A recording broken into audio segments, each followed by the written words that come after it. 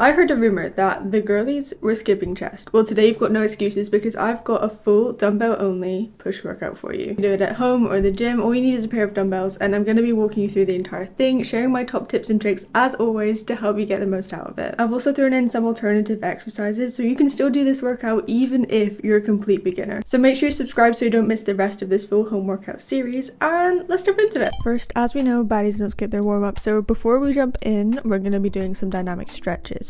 Now for the arm circles, we're going to do one arm at a time, and when you reach the bottom, you're going to rotate your wrist so your palm is facing behind you. And you're going to bring your arm back up in the opposite direction and rotate your wrist again, so when your arm's in front of you, your palm should be facing towards you.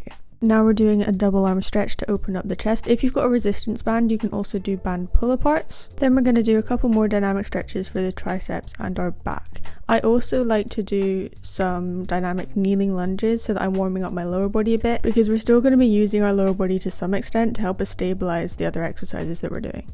For our first exercise, we've got push-ups. Now if you're a beginner, don't worry because I've got some variations for you. But first, to set up the regular push-up, have your hands slightly wider than shoulder width apart and have your fingers facing forwards. You want to engage your core and your glutes to keep your body in a straight line. Keeping everything tight, bend your elbows and lower until your chest nearly touches the floor. Then press through your palms and keep your elbows at about 45 degrees. We're doing 3 sets of 8 to 12 reps here. If you find it too easy, then there's a couple of things you can do. 1, you can put a weight on your back, or 2, you can just increase the reps. Some mistakes to look out for are your hips sagging or lifting too high, like when you're doing a plank and you're sticking your butt in the air. You don't want that in push-ups either. Also aim to have a full range of motion the whole time, and make sure that your elbows aren't flaring out too much. If you can't do a full push-up yet, then I want you to use this progression. First of all, you can try doing push-ups against the wall. I didn't have a spare wall in this room, so I didn't do that. But second, you can get a chair and do some incline push-ups. I'd recommend putting the chair against a wall so that it doesn't move.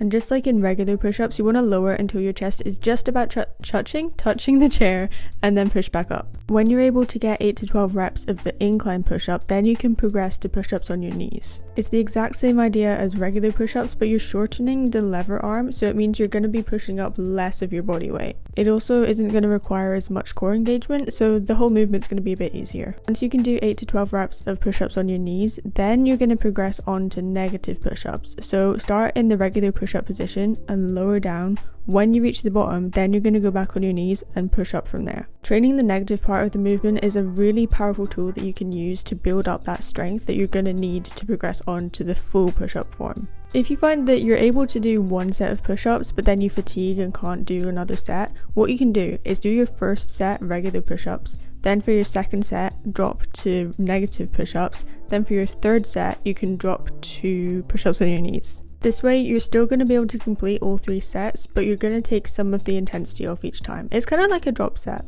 Next we're going to start building some boulder shoulders with 4 sets of 10 to 12 reps of seated shoulder press. If you don't have a chair available that's going to work for you, you can also do this standing or sitting on the floor. Ideally, you want to choose a chair that's pretty solid, so don't sit on the sofa because that's going to be a bit squishy and you'll be a lot less stable that way. So sit on your chair with your feet planted and hold the dumbbells at shoulder height, your palms facing forwards. Press the dumbbells overhead with control and fully extend your arms without looking out your elbows. Keeping that control, you're going to lower the dumbbells until your elbows are about 90 degrees and then push straight back up into the next rep. A few mistakes you want to avoid are arching your lower back too much, letting your elbows flare too wide or bringing them too far in front of you, also rushing through the movement instead of controlling it the whole way. Next up, we've got 3 sets of 8 to 10 reps of floor press. So you're going to lie on the floor with the dumbbells in your hands. You want your palms to be facing towards your feet. Start with the dumbbells around 45 to 90 degrees from your body and push the dumbbells up until your arms are fully extended but without looking out your elbows. At the top, you really want to think about squeezing your chest muscles and then lower the dumbbells slowly until your elbows touch the floor. Make sure you're not bouncing off the floor at the bottom either. We want that constant tension, so we want constant control the whole time. When you're setting up initially, some helpful tips to keep in mind is 1, keep your feet planted,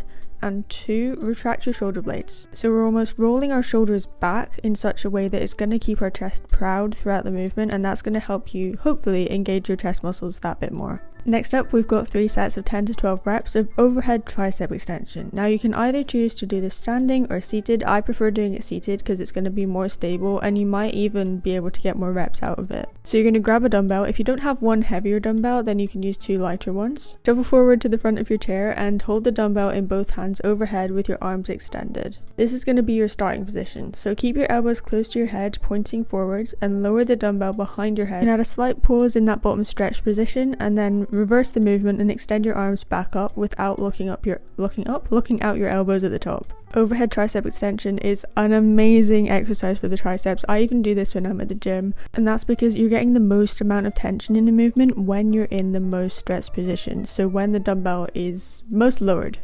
That makes sense, right? But as we know, 2 of the most important factors for muscle growth is 1, the time that your muscles are under tension for, and 2, the amount of tension that your muscles experience in the most stretched position. So overall, love this exercise, but a few common mistakes to look out for are letting your elbows flare out too much, using too much momentum instead of controlling the movement, and also arching your lower back too much. So make sure that you're engaging your core the whole time. Next, we're heading back to the floor for 3 sets of 10 to 12 reps of floor flies. Now, if you have slightly dodgy shoulders like me, or you are using a heavier weight for floor press, then now you might want to pick a pair of lighter dumbbells because floor flies are going to put a little bit more strain on your shoulders. Floor flies are arguably safer than regular flies that you would do on a bench though, because your range of motion is limited by the floor. Some people will argue that this isn't a good thing because in order to build muscle you want a big stretch on the chest muscles.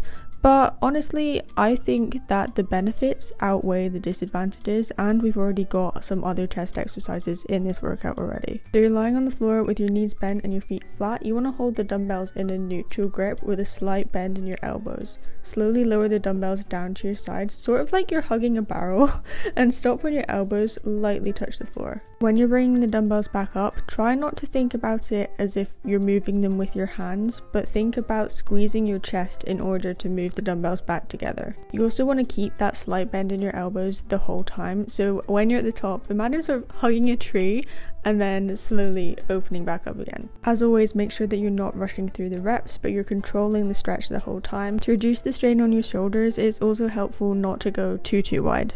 Okay, back to triceps. We've got 3 sets of 12 to 15, and I used to hate this exercise, but now I absolutely love it, and it is dumbbell skull crushers. So we're still lying on the floor here. Hold the dumbbells above your chest in a neutral grip with your palms facing together. Angle your arms backwards slightly to create that initial stretch, and then lower the dumbbells towards either side of your head. Now, we don't actually want to be crushing any skulls here, so stop lowering the dumbbells just before you touch your head, and then extend your arms back up to the starting position without looking at your elbows. You want your elbows to stay in a pretty fixed position the whole time, and if you're struggling to control the weight, this is a good sign that you need to lighten it up a bit. So you can either grab a lighter pair of dumbbells or just drop to 1 dumbbell and hold it on either side. Also make sure that you're not lowering the dumbbells too far away behind your head because that's going to shift some of the tension off of your triceps. So between each set of all of these exercises, you're going to rest for 60 to 90 seconds before going straight into the next set. And that is push day complete. I really hope you enjoyed that workout. If you did, it would mean so much to me if you give it a like, give it a comment, share with a friend, subscribe, and check out this video next because this is the next workout in our full week of home workouts and you don't want to miss it. So I'll see you over there. Love you so much.